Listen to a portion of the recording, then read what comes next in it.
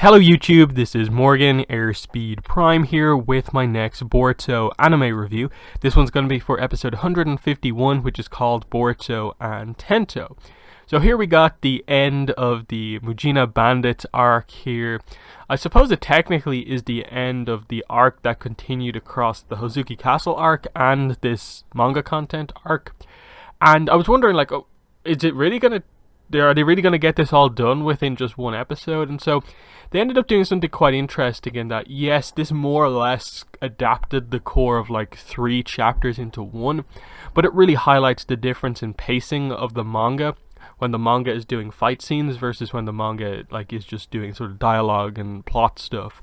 That they get through the panels that is showing the fights very, very quickly, in that like a sequence that takes about 5 pages to show only takes about like 10-15 seconds in animation, and there's a huge difference, of course.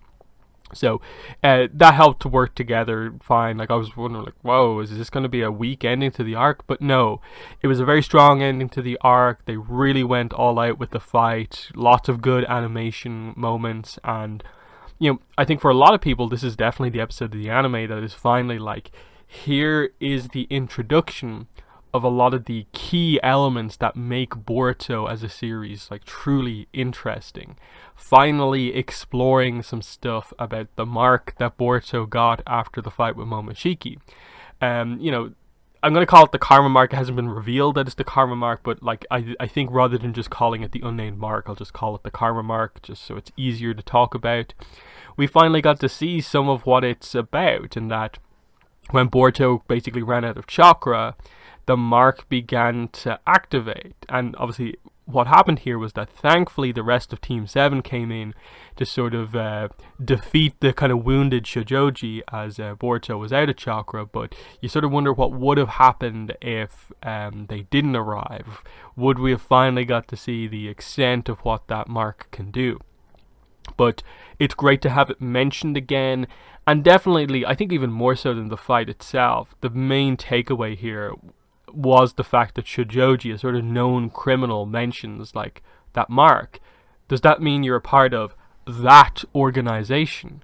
And obviously Boruto has no idea what he's talking about. But then later in captivity, he obviously spills the beans to Sasuke, which was a really nice moment as well, just to see that like he wasn't willing to give up the information to like what was it, Ibiki or whatever his name is, but the second Sasuke walks in, he's like, oh, I don't want him messing with my memories or mind with the Rinnegan, Sharingan stuff. I'm just okay, I'm speaking at this point. And he reveals that basically like, oh yeah, I just overheard a conversation of these guys, this organization. I heard that their name is Kara, which they give the translation of here, which is, it basically translates to, the husk, effectively.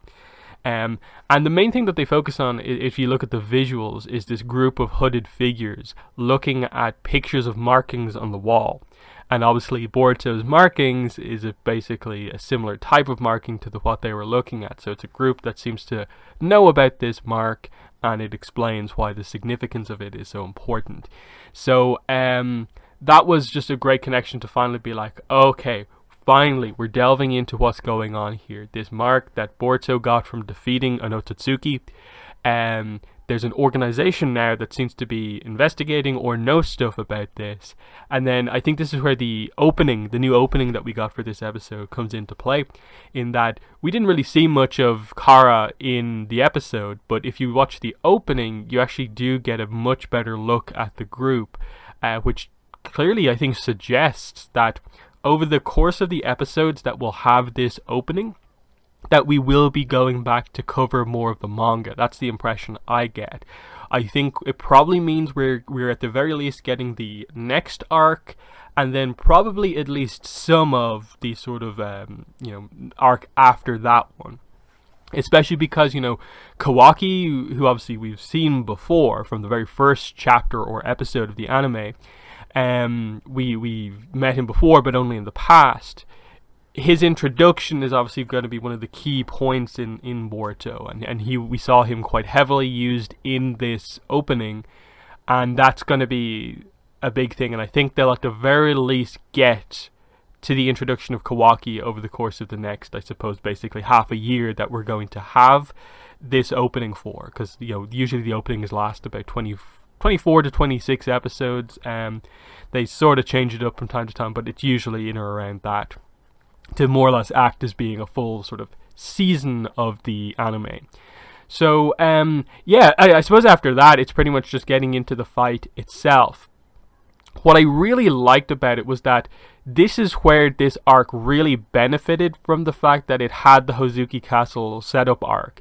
Now, obviously that wasn't a part of the manga at all, but it really helped to add tension and impact, emotion to this fight with the reveal that I thought they'd really go in for, and I'm glad that they did, of him not just revealing like, oh yeah, this is how my corpse clone jutsu works, that like I'm going to eat either of you and do what I want with that, and this is what happened to your butler guy, but also revealing that like, oh yeah, I was in Hozuki Castle, I was Tsukio, the person you fought was me, and the person you thought you saved was also me, because in the water I ate his brain. And it's that great reveal of this brutal end for Kokuri, someone who Boruto really did end up bonding with over the course of his stay in Hozuki Castle, and they left on fairly good terms, but now it's revealed that he died in all of that. So it immediately presents this like desire for Boruto to beat this guy, more than just protecting Tento.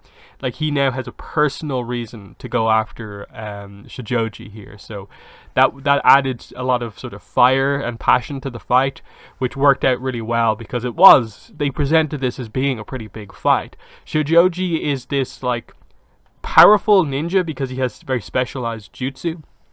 You maybe wouldn't call him absolute elite level, but given that we're still relatively early in the series, this is a true challenge for Boruto here, to have to go one-on-one with this guy while protecting someone in the room.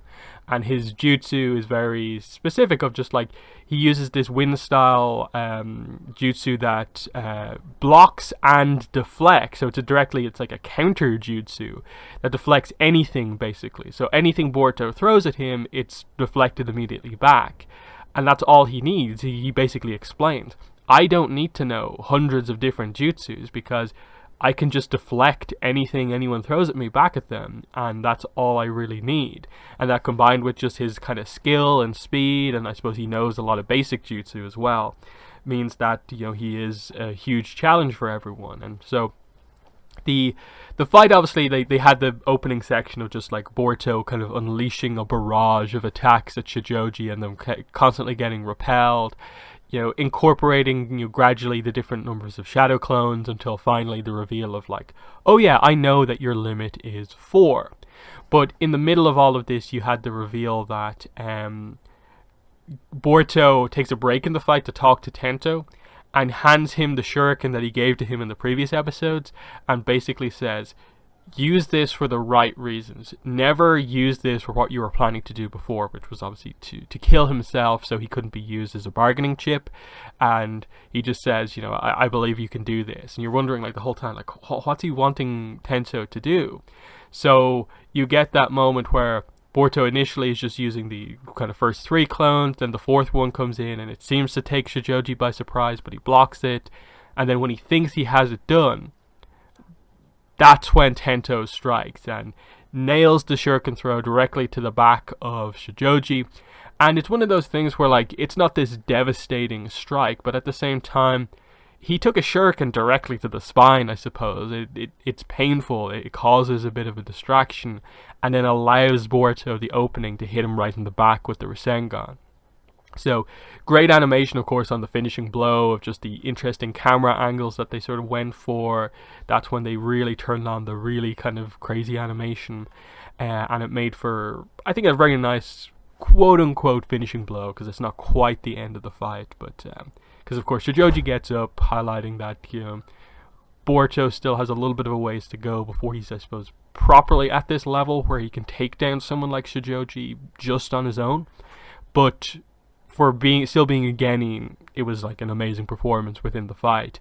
But yeah, as Shijoji goes in to finish the job, once it's revealed that, oh, he can't move, the karma mark is activating, it's like his strength, he doesn't have any, and like the karma mark doesn't seem to initially be doing anything, but we see the mark actually grow from just being the little diamond on his hand to actually being this thing that kind of covers some of his forearm. And this is when, of course, Shijoji notes the mark, but as he goes in to finish the job, this is when Team 7 comes in. So Sarada comes in, Mitsuki comes in, and they really just take control, because obviously, I suppose, Shijoji injured, lets the kind of wind style barrier jutsu down, Mitsuki just wraps him up with his arms, and then Sarada just, properly, takes him out with the, Sakura strength, basically. So very, very kind of cool moment of just like, this is this arc coming back of Boruto putting that mission on the line, that important B rank mission on the line. They also do the same to support their teammate, and they get a very big victory in that, like, Sai comes in and he praises them for, like, that was an impressive showing. You took down and captured the leader of the Ujina bandits. That's very notable. Of course, it's very realistic, of course. They later go back and Konohamaru basically says that, like, okay, look, it was impressive, but you are going to be punished in some way for what happened. There will be some, like, extenuating circumstances because you saved the son of the daimyo and you stopped this, kidnapping plot, but you still did sort of, not go on a mission, so you'll have to make amends for that. I thought that was quite reasonable in that, like, they get the praise for what they did do, but they will receive some punishment for what they didn't do. That's I think perfectly fine. So very strong stuff. And then I like the further talk about the mark of, like, Mitsuki sort of had known about it, like, oh yeah, I noticed it. I knew that it was something significant to the fact that it happened. You got it after the fight with Momoshiki, but this is actually Sarada's first time really learning about it. And of course, this is where Boruto reveals that, oh yeah, your father, Sasuke told me not to tell anyone about it. And now they're all up to speed on it. They know that Boruto has this ability, but they obviously don't know what exactly it is. Boruto doesn't know what it is. If you read the manga, you get a better sense for exactly what it is, but that takes a while to be revealed. Right now, it's still this sort of mysterious thing that relates to the villain group that we've just been sort of teased about, but it's very, very interesting. So, the big setup now going forward is like, okay, they've teased Kara. When are they actually going to tell us stuff about them? Because obviously they're in the intro. We get a lot more from the intro than this episode. How long are we going to be waiting? Because we know next week we're getting a sort of quote-unquote filler episode. We're going from manga content into, not manga content. That said, I think next week's episode seems like an interesting idea. As the teams are getting kind of stronger and they're going on more missions, it makes sense to train them in this way of, like, okay, we're going to go heavy on medical jutsu here. One member of each team is going to have to take a medical training course and be the medic of their team. Who is Team 7 going to nominate? It makes sense that it's Sarada, since Sakura is her mother, and she already has some aspects of Sakura's powers with the super strength and stuff like that. So why not? It makes sense, ultimately. So that's going to be interesting to see. It seems like they're going for the idea that medical ninjutsu is actually something that Sarada struggles with. So that will be an interesting one, because usually she's so good at everything and doesn't really struggle. So that could be fun. And then it'll be interesting to see of the other teams, like, who are the true medical ninjas of the groups. In that it looks like Inojin is going to be the medic for the Inoshika Cho trio, which makes sense because Ino was the previous one. But we'll see exactly what way they go with it. But yeah, I think it is going to be a fun episode next week. Obviously, it's probably not what we want, and we probably would prefer to go straight into, like, what happens in the next chapters of the manga immediately after this episode. But they have to expand it out a little bit, because if we just covered all of the manga right now, we'd be done in a couple of months. Like, we could be completely caught up to the manga, and then we would truly be in months and months of having to just get non-important episodes because there's no new content. So I think this is probably the best way to do it. You give us our canon arc with extra context. you have a couple of weeks break, you go back into it, and you just do it that way. You constantly just have a few episodes that are sort of filler episodes between each arc, just to give time for the manga to keep filling itself out, and we'll gradually get the canon. I think they do need to definitely work themselves into a situation where we're getting more regular kind of doses of the canon content, because it was a huge gap between this arc and the last time we got canon content. So that's the big thing they need to solve. But yes, this was definitely one of the best episodes of Boruto. The big tease here, and I think the episode combined with the opening definitely, I think, has really opened the door for, okay, Boruto is really, really interesting right now.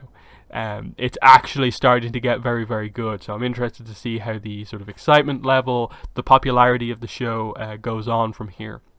But yeah, in the comments, let me know what your thoughts were on this episode. But that's been the video. Thanks for watching, and bye.